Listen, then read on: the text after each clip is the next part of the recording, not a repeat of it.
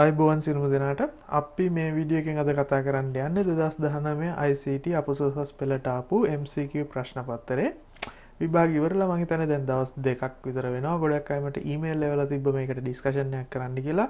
නමුත් ඒ කිසි කෙනෙක් මට පේපර් එක කිව්වේ නැහැ. හරි. අන්තිමට මම බලන් හිටියා පේපර් එක නැති නිසා මට ඉන්ටර්නෙට් එකට ගිහිල්ලා පේපර් එක හොයාගන්න උනා. iganuma.com කියන වෙබ්සයිට් එකේ පේපර් එක තිබ්බ. මම ඒක ඩවුන්ලෝඩ් කරගත්තා. ඒ කට්ටියට බොහොම ස්තුතියි මේ පේපර් එක අප්ලෝඩ් කරලා තිබ්බට. පේපර් එක ගැන ජෙනරලි කතා කරනවා නම් ගිය අවුරුද්දේ පේපර් එකත් එක්ක කම්පෙයාර් කරපුවාම මම හිතනවා මේ පේපර් එක ටිකක් ස්ටෑන්ඩඩ්. හරි. මේ අවුරුද්දේ පේපර් එක ටිකක් හොඳ ස්ටෑන්ඩඩ් එක හදලා තියෙනවා. නමුත් මීට වඩා ඉම්ප්‍රූව් වෙන්න පුළුවන්. සෙකන්ඩ් පේපර් එකත් මම හිතනවා හොඳට එයි කියලා. අපි බලමු මේකේ උත්තර කොහොමද කියලා. මතක තියාගන්න මේකේ මාකින් ස්කීම් තාම අවුට් වෙලා නැහැ. මේකේ උත්තර මම කියන්නේ මගේ දැනුම හැටියට 100%ක් නිවැරදි නොවෙන්න පුළුවන්. කැමති කෙනෙක් ඉන්නවා නම් ඒකට මම හිතන්නේ වෙන උත්තර තියෙනවා නම් ප්‍රශ්න වලට ඒක වීඩියෝ එක යටින් කමෙන්ට් කරන්න. ඒක ප්‍රශ්නයක් නැහැ. මේක මම දෙන උත්තර මේක තමයි හරි උත්තරේ කියලා 100%ක් නිවැරදි කියලා ආගිව් කරන්න එපා කාගෙත් එක්කවත්. මොකද මේක ඇවිල්ලා ජෙනරල් ගයිඩ්ලයින් එකක් විතරයි. රයිට්? ඕකේ අපි බලමු ප්‍රශ්න ටික කොහොමද කියලා. පළවෙනි ප්‍රශ්නේ පහත් දක්වන දේ අතරින් කවරක් virtual address physical address වලට අනුරූපණය කරන්නා දෘඩාංග උපක්‍රමයක් වේද? හොඳයි. මෙතන මම හිතන්නේ virtual address physical address කියන්නේ IP address නෙවෙයි මේවා memory address. හරි? පටලවා ගන්න එපා. ඒතර memory addresses memory virtual addresses memory physical addresses වලට computer එකේදී convert කරන්නේ memory management unit එක MMU. ඒ කියන්නේ උත්තරේ 4. හරි? මම හිතනවා ඔයගොල්ලෝ බස් එකෙන් කෑෂ් එකෙන් කන්ට්‍රෝල් යුනිට් එකෙන් රෙජිස්ටර්ස් වලින් කරන්නේ මොනවද කියන කාරණේ දන්නව ඇති කියලා මම ඒවා මෙතන ඩිස්කස් කරන්න යන්නේ නැහැ. ඒතර හරි උත්තරේ එක පළවෙනි එකට හරි උත්තරේ 4. දෙක පහත් කවරක් බ්ලා බ්ලා බ්ලා සහ බ්ලා බ්ලා බ්ලා යන ද්විමය සංඛ්‍යා දෙකෙහි බිටු ලෙස and bitwise and මෙහෙම නිරූපණය කරයි. ඕකේ. මේ දෙකේ පදේ සංඛ්‍යා දෙක and ඔපරේෂන් එකක් කරපුවාම එන උත්තරේ මොකක්ද කියලා අහන්නේ. ඔයගොල්ලන්ට පේනවා ඇති මං හිතන්නේ මේකේ 10 ඕවර්ලැප් වෙලා තියෙන්නේ. එතකොට මේකේ ඉන්න උත්තරේ සම්පූර්ණයෙන්ම බිඳුවයි. හරි? AND ඔපරේෂන් එක සිම්පල් ඔපරේෂන් එකක්. මේවට අතරම නිකන් බලපු ගමන් තප්පර 5ක් 10ක් යන්න කලින් මේවට උත්තරේ ගහන්න පුළුවන් වෙන්න ඕනේ. හරි? ඒතර දෙවෙනි එකට උත්තරේ 1. 3. public key and private key භාවිතයෙන් සිදු කරන encryption decryption ක්‍රමය හඳුන්වන්නේ මොකක්ද කියලා හදනවා. හරි? asymmetric digital encryption hybrid encryption private key encryption symmetric encryption A-level syllabus එකේ මම දන්න තරමින් ඔයගොල්ලන්ට ඉගෙන ගන්න තියෙන්නේ symmetric encryption and asymmetric encryption ගැන විතරයි. symmetric encryption එකේදී එකම යතුරු භාවිත කරන්නේ decrypt කරන්නයි encrypt කරන්නයි. asymmetric encryption එකේදී තමයි public key and private key පාවිච්චි කරන්නේ. ඕක මම පොඩ්ඩක් පෙන්නවුවොත් මේ තියෙන්නේ symmetric encryption. හරි? symmetric encryption එකේදී එකම key එක පාවිච්චි කරනවා decrypt කරන්නයි encrypt කරන්නයි. but asymmetric එකේදී public key එකෙන් encrypt කරලා decrypt කරන්න secret key එක එහෙම නැත්නම් private key එක පාවිච්චි කරනවා. එතකොට මේකේ කියලා තියෙන විදිහට හරි උත්තරේ වෙන්න ඕනේ 1. asymmetric encryption. හරි? තුන්වෙනි එකට 1. 4. එක්තරා පරිගණක ජාලයක සෑම නෝඩ් එකක්ම සෙන්ට්‍රල් නෙට්වර්ක් ඩිවයිස් එකකට ඍජුව සම්බන්ධ කරලා තියෙනවලු. මේ නෙට්වර්ක් ටොපොලොජි එක මොකක්ද කියලා අහනවා. මේ ටොපොලොජි එක ඇවිල්ලා ස්ටාර් ටොපොලොජි එක දන්නවා. බස් නෙවෙයි, හයිබ්‍රිඩ් නෙවෙයි, මෙෂ් නෙවෙයි, රින්ග් නෙවෙයි. මේක ඇවිල්ලා ස්ටාර් ටොපොලොජි එක. එතකොට ස්ටාර් ටොපොලොජි එක උත්තරේ 5 4වෙනි එකට. පස්වෙනි එක ඊ වාණිජ්‍ය සම්බන්ධයෙන් පාත් දක්වන ක්‍රියාවලිය සලකන්නේ ඉහත ක්‍රියාවලිය අතරින් කවරක් PO click මොඩල් එකට අයිති වෙයිද කියලා අහන. ඔයගොල්ලෝ දන්නවා PO click PO brick and ඔය දෙක එකතු කරපු හයිබ්‍රිඩ් එකකුත් තියෙනවා. PO click එකේදී සම්පූර්ණයෙන්ම ඉලෙක්ට්‍රොනික ක්ලික් කරලා තමයි බඩු මේව කරන්නේ. එතකොට බඩු එන්නේත් ඉලෙක්ට්‍රොනික ක්‍රමයට. සපත්තු යුගලක් මාර්ගගතව වියල්ලාදී ගැනීම PO click නෙවෙයි. ඔබගේ ප්‍රියතම නවකතාවේ ඉලෙක්ට්‍රොනික පිටපතක් ඊබුක් එකක් මාර්ගගතව මිලදී ගැනීම ඒක PO click. ඔබගේ නිවසේ සිට ගුවන් තොටුපළට යාමට කුලී රථයක් මාර්ගගතව වෙන් කිරීම නෑ. මේක click and brick එකක්. එතකොට උත්තරේ හැටියට ගන්න වෙන්නේ B. ඒ කියන්නේ 2. පස්වෙනි එකට 2. පොඩි ප්‍රශ්න. 6.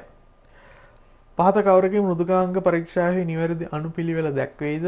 මේවා නම් සාමාන්‍ය ප්‍රශ්න. මේවා මතක තියාගන්න ඕන දේවල්.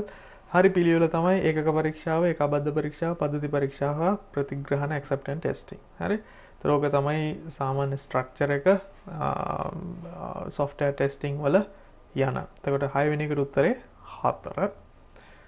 7 වෙනි එක මෘදුකාංග සංවර්ධන සමාගමක් තම නව පද්ධති සංවර්ධන ව්‍යාපෘතිය සංකීර්ණ අවශ්‍යතාවවලින් සම්බන්ධිත බවත් මධ්‍ය සිට ඉහළ දක්වා අවදානම් රිස්ක් ලෙවල් එකක් තියෙන බවත් හඳුනා ගනිලු. තවද අවශ්‍යතා පැහැදිලි කර ගැනීමට ඇගීමක් ඉවලූෂන් එකක් කරන්න ඕනි කියලාත් ඒ කියන්නේ හරියට කස්ටමර් දන්නේ නැහැ යාට අවශ්‍ය කරන රික්වයර්මන්ට්ස් මොනවද කියලා සහ මේක high risk medium to high risk project එකක් කියලා කියනවා. මේකට අවශ්‍ය මේකට භාවිත කරන්න පුළුවන් සුදුසු සංවර්ධන ක්‍රියාවලිය මෘදුකාංග සංවර්ධන ක්‍රියාවලිය මොකක්ද කියලා අහනවා. agile method එක හොඳයි high risk තියෙනවා නම් මොකද ඒක හරි adaptive method එකක්. මූලාකෘතිකරණ prototyping නැහැ ඒක වැරදි. ශ්‍රීග්‍රේඩියම් rapid development හරියන්නේ නැහැ high risk ඒවට. spiral ඔව් හොඳම උත්තරේ ඒක. දියලි කිසිසේත්ම හරියන්නේ නැහැ මොකද waterfall model එකේ requirements ඔක්කොම අඳුරගෙන තියෙන්න ඕනේ implement කරන්න කලින්. එතකොට agile ගන්න බෑ. agile අතර හොඳ option එකක් ඔයගොල්ලන්ට high risk තියෙනවා නම් but requirements හරියට අඳුරගෙන නැති නිසා අපිට spiral එක ගන්න වෙන්නේ. හරි. එතකොට උත්තරේ 4 වෙනි එකට 4. 8 තොරතුරු හා සංවේදන තාක්ෂණයේ භාවිත ඉහළ යාම සඳහා පහත කවරක් සැලකිය යුතු දායකත්වයක් ලැබුණේද? අර්ධ සන්නායක තාක්ෂණයේ ශීඝ්‍ර ප්‍රතික්‍රිය තුළින් අඩු පිරිවැයක් සැද රුඩාංගම මඟ සෑදීම. semiconductors දියුණු වුණ නිසා අතරම කම්පියුටර්ස් වල processing power එක වැඩි වුණා. හරි. ඒක නිසා ගොඩක් ICT ක්ෂේත්‍රයට ඒක ලොකු බලපෑමක් ඇති වුණා. ඒ කියන එක අපිට ගන්න පුළුවන් හරි උත්තරයක් හැටියට. B පරිශීලක මිත්‍රශීලී user friendly මෘදුකාංග සහ අතුරු මුහුණක් පරිගණක වලට හඳුන්වලා දෙනවා. ඔයගොල්ලෝ දන්නවා Windows එන්න කලින් command prompt එකේ තමයි computing commands ගහලා තමයි කරේ DOS එහෙම. but Windows ආවට පස්සේ user friendly වුණාට පස්සේ computers ගොඩක් ප්‍රචලිත වුණා. හරි. 95 වගේ ගොඩක් ප්‍රචලිත වුණා.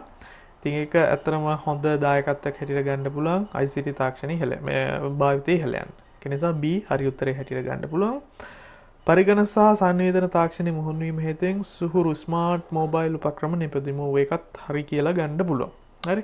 ගොඩක් ඔයගොල්ලෝ දන්න දැන් ස්මාර්ට්ෆෝන් එකේ apps තියෙනවා. ඒක communication devices තියෙනවා. inbuilt ඒක නිසා ඒ වගේ communicate කරන්න පුළුවන්. හරි. ඒ දෙක එකට mix වෙලා තියෙනවා. ඉතින් ABC කියන තුනම මම හිතන හැටියට හරි උත්තර හැටියට ගන්න පුළුවන්. හරි. ඒක නිසා මම 8 වෙනි එකට කියන්නේ 5 වෙනි එක කියලා. තව කෙනෙකුට කියන්න පුළුවන් ඒක වෙනස් වෙන උත්තරයක් කියන්න පුළුවන් ප්‍රශ්නයක් නැහැ. 9 HTML ෆෝරම් එකක් login PHP වෙත සම්බන්ධ වීමට භාවිත කළ හැකි නිවැරදි කේතපෙළි කවුද? මම මේක ඔයගොල්ලන්ට කියලා දුන්නා HTML PHP combine කරන වීඩියෝ එකේදී form action login PHP page එකට connect වෙන්නේ. ඊට පස්සේ method එක මම කියව data transfer කරන්න පුළුවන් method දෙකක් තියෙනවා get and post method. ඔය වගේ වෙනස්කම් මම කියලා දුන්නා. එතකොට හරි උත්තරේ හැටියට ගන්න වෙන්නේ 2. හරි. form action login PHP එක තියෙන root directory එකමයි. ඒකයි මෙතන /login PHP කියලා දාලා තියෙන්නේ. HTML එක ඇතුළේම embed කරලා තියෙනවා නම් index.php කියලා දැම්මත් වරදක් නැහැ. එතකොට 9 වෙනි එකට 2 වෙනි එක තමයි මට පේන විදිහට හරි උත්තරේ. 10 Department of Examination යන පදය සඳහා URL එකක් link කරන හැටි හරියට අහලා තියෙනවා syntax HTML syntax මොකක්ද කියලා. ඔයගොල්ලෝ දන්නවා හරි එක තමයි දෙවෙනි එක ahref ඊට පස්සේ hyperlink එක ඊට පස්සේ Department of Examination කියන normal syntax. එතකොට href එක src එකේ වෙනස දැනගන්න ඕනේ. src කියන්නේ source එක. source එක src link එක පාවිච්චි කරන්නේ අපි image එකක් වගේ embed කරලා image එකේ source එක දෙන්න ඕනේ වෙලාවට.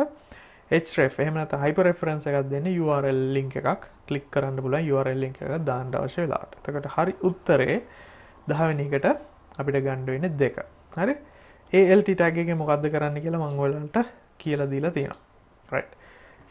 අපි බලමු ඊළඟ ප්‍රශ්න 10 ඊළඟ වීඩියෝ එකේදී.